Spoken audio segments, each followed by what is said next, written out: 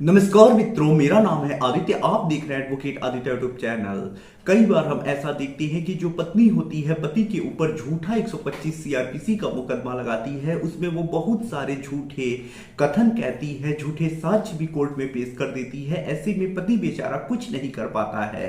तो अगर अब आपकी पत्नी ने आपके विरुद्ध झूठा 125 सीआरपीसी का मुकदमा लगाया है, उसमें उसने झूठी बातें लिखवाई हैं, झूठे साक्ष्य दिए हैं, तो अब आपको घबराने की आवश्यकता नहीं है। आज मैं आप लोगों के लिए एक ऐसा जजमेंट लेकर आया हूं जिस जजमेंट की मदद से आप पत्नी के ऊपर 340 सीआरपीसी की कार्यवाही करा सकते हैं, उसे जेल भिजवा सकते हैं और भरण पोषण का जो आदेश हुआ है उसे निरस्त भी करा सकते हैं। तो बहुत ज्यादा इंपॉर्टेंट जजमेंट है, बारीकी से समझिएगा और आपके लाखों रुपए जो आप बेवजह में पत्नी को मेंटेनेंस के रूप में देते, वो ये जजमेंट बचा सकता है और आपको एक नया रास्ता दिखा सकता है। तो क्या जजमेंट है, क्या चीजें हैं, आइए उसे डिटेल में समझते हैं। वीडियो में आगे बढ़ने से पहले मैं आपसे कुछ महत्वपूर्ण बिंदुओं पर चर्चा कर लेना चाहता हूं।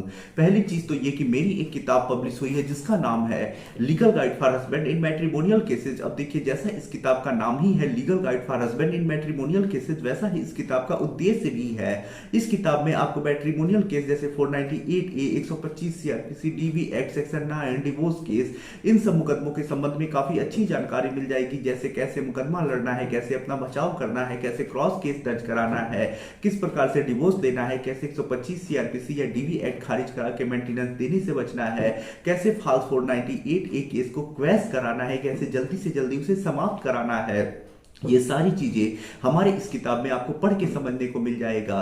तो यदि आप मैट्रिमोनियल मुकदमा लड़ रहे हैं, आपको कोई गाइड करने वाला नहीं है, चीजों को बताने वाला नहीं है, तो आप हमारे इस किताब का अध्ययन करके खुद जानकारी जुटा सकते हैं, अपने केस में अपना पक्ष मजबूत कर सकते हैं, समय बचा सकते हैं और ठगी का शिकार होने से बच सकते हैं। तो यदि आप इस किताब को बाई करना चाहते हैं तो मेरा व्हाट्सएप नंबर आपको स्क्रीन पे दिखाई दे रहा होगा, उस पर मैसेज करिएगा। किताब का जो मूल्य है वो 600 रुपए है, जिसमें 100 रुपए कोरियर चार्ज है।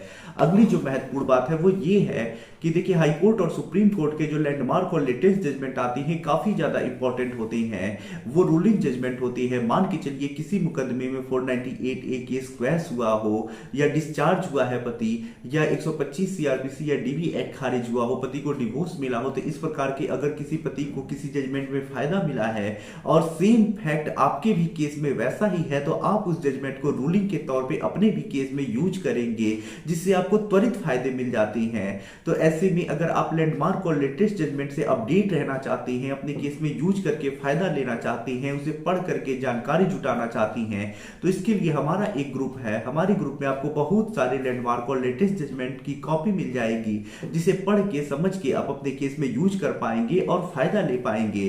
तो यदि आप लैंडमार्क और लेटेस्ट जजमेंट से अपडेट रहना चाहते हैं तो हमारे ग्रुप से जुड़ जाइएगा। ग्रुप से जुड़ने का जो चार्ज है वो 500 रुपए लाइफ टाइम के लिए है। एक बार पेमेंट करने के बाद दोबारा कभी कोई चार्ज आपको पे नहीं करना है। तो ग्रुप से जुड़ने के लिए व्हाट्सएप नंबर स्क्रीन पे दिखाई दे रहा होगा, उस पर मैसेज करिएगा।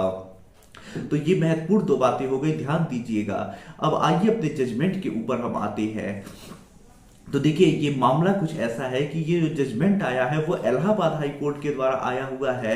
तो ये हाई कोर्ट का जजमेंट है, तो लैंडमार्क जजमेंट है, बारीकी से समझिएगा इसे।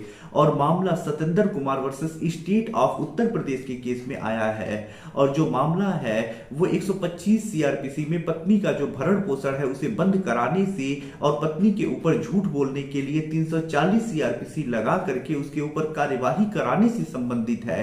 तो अगर आपकी भी पत्नी ने भरण पोषण का झूठा मुकदमा किया है, आप पत्नी के विरुद्ध कार्यवाही करना चाहते हैं, तो बारीकी से चीजों को समझिएगा। तो देखिए, मामले में होता कुछ ऐसा है कि जो पति होता है वो विवाह विच्छेद के लिए सेक्शन 13 में केस करता है, और जो पत्नी होती है अपने और अपने बच्चे के लिए 125 सीआरपीसी के अंतर्गत भरण पोषण के लिए मुकदमा लगाती है। जब मुकदमा चलने लगता है तो मुकदमा चलने के दौरान पत्नी साक्ष्य भी देती है, कुछ गलत साक्ष्य देती है, फर्जी साक्ष्य देती है, जिसकी वजह से जो पति होता है 340 सीआरपीसी का प्रार्थना पत्र लगाता है कि मेरी पत्नी ने ये फर्जी साक्ष्य दिए हैं, गलत साक्ष्य दिए हैं और पत्नी के विरुद्ध कार्यवाही हो। ऐसे में जो कोर्ट होता है पत्नी के साक्ष्य को देखता है और पाता है कि गलत है, फर्जी है, उसने जानबूझ के ऐसा किया है, तो पत्नी के विरुद्ध कोर्ट कार्यवाही करने का आदेश दे देता है। एक महत्वपूर्ण बात आपको मैं बता देता हूं, अगर आप 340 सीआरपीसी के संबंध में डिटेल में समझना चाहते हैं या इसकी मुझसे ड्राफ्टिंग कराना चाहते हैं तो वो आप करा सकते हैं। इसके लिए व्हाट्सएप नंबर स्क्रीन पे दिखाई दे रहा होगा, मैसेज करिएगा। तो देखिए, जब कोर्ट मान लेता है कि पत्नी ने फर्जी साक्ष्य दिए हैं और जानबूझ के दिए हैं, तो कोर्ट जो 340 सीआरपीसी का प्रार्थना पत्र होता है उस पर कार्यवाही करता है और पत्नी के विरुद्ध झूठे साक्ष्य देने के लिए कार्यवाही करने का आदेश दे देता है। उसके बाद मामले को डिसाइड होता है, जिसमें पत्नी के पक्ष में ही ऑर्डर आ जाता है और कोर्ट कहता है कि 3500 रुपए प्रति माह पत्नी को और 3500 रुपए बच्चे को पति जो है वो भरण पोषण के रूप में दे। उसके बाद जो पति होता है इस आदेश के विरुद्ध रिवीजन में हाई कोर्ट जाता है।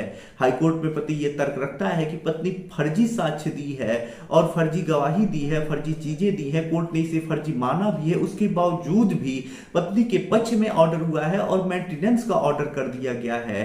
तो ऐसे में ये जो फैसला हुआ है गलत हुआ है, उसका रिवीजन देखा किया जाए और उस आदेश को निरस्त किया जाए।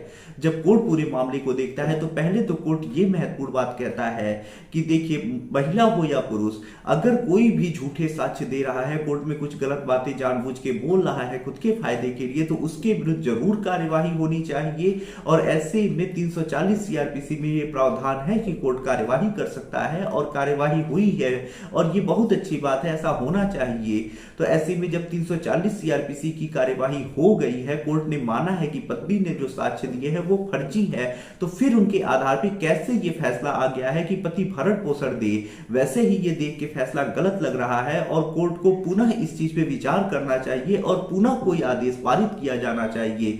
जो फैसला हुआ है, गलत फैसला हुआ है, उसे निरस्त किया जाता है। तो ऐसे में जो कोर्ट होता है 340 सीआरपीसी की एप्लीकेशन को एक्सेप्ट किया गया था, इसके आधार पे भरण पोषण बंद करता है और पुनः फैसला देने का आदेश करता है। तो ऐसे में ये महत्वपूर्ण चीज निकल के आ रही है कि अगर आपकी भी पत्नी ने झूठा साक्ष्य दिया है, झूठे शपथ पत्र दिए हैं, तो ऐसे में आप चाहें तो कोर्ट में 340 सीआरपीसी का प्रार्थना पत्र लगा के पत्नी के विरुद्ध कार्यवाही करा सकती है।